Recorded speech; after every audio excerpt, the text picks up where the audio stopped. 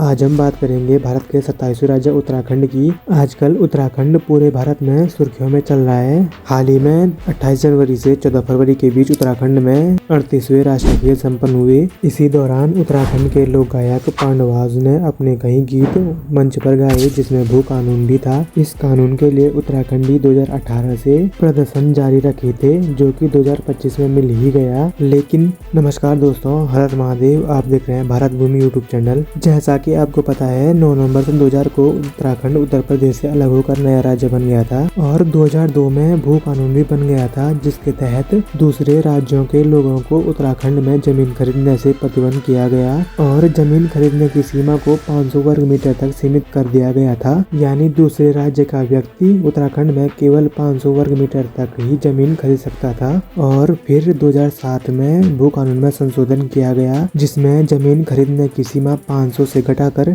250 metre कर दी गई थी। परंतु 2018 में श्री त्रिवेंद्र सिंह रावत जी ने जमीन खरीद सीमा पर प्रतिबंध हटा दिया और खुली आज़ादी दे दी कि आप कितनी भी जमीन उत्तराखंड में ले सकते हो, जिस कारण उत्तराखंड में भू जिहाद बहुत ज्यादा बढ़ चुका था। इसीलिए भू कानून मांगना बहुत जरूरी हो गया था और 19 फरवरी को कैबिनेट में भू कानून लागू होने की अनुमति भी दे दी गई है। परंतु CAA एक्ट के तहत जो 14 मार्च 2024 को उत्तराखंड में लागू हो गया था, इस एक्ट के अनुसार जो कोई व्यक्ति उत्तराखंड में अभी निवास कर रहा है, उसको 1 साल बाद यानी कि 14 मार्च 2025 को उत्तराखंड की सिटीजनशिप मिल जाएगी। जिन भू माफियाओं को उत्तराखंड से निकालने के लिए भू कानून की मांग की जा रही थी, उन्हीं को जब सिटीजनशिप मिल गई है, तो अब उस भू कानून का क्या फायदा। भू कानून देना है तो 2018 के बाद के जो भी जमीन खरीद बिक्री हुई है, उन सबको निरस्त करना होगा जमीन के मालिक की आज्ञा से। और UCC एक्ट भी उत्तराखंड के लिए सही नहीं है, आप खुद ही सुन लीजिए।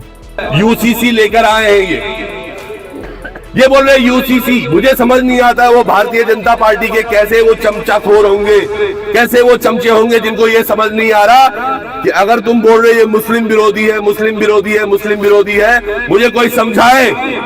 वो मुस्लिम अगर एक लड़का हमारी किसी बिटिया के साथ आज रहना शुरू कर देता है, तो लिव इन रिलेशन का ठप्पा उसको सरकार दे रही है। कौन दे रहा है? कल को वही मुस्लिम लड़का हमारी बिटिया से शादी करता है और आधा हक मांगेगा हमारे पहाड़ पर, फिर कौन दे रही है? हमारी सरकार तो दे रही है। हम भू कानून लाए हैं, सख्त भू कानून लाए। अबे काय का सख्त भू कानून है तुम्हारा? तुमने हरिद्वार और उधम सिंह नगर अलग कर रखा है। जब तुम्हें वो चाहिए ही नहीं, इन दोनों जिलों को हटा दो यहाँ से, हमें नहीं चाहिए। हमें अपना पहाड़ प्यारा है जिसके लिए बनाया गया है। अब थोड़ी चर्चा यूनिफॉर्म सिविल कोड पर भी कर लेते हैं गाइज।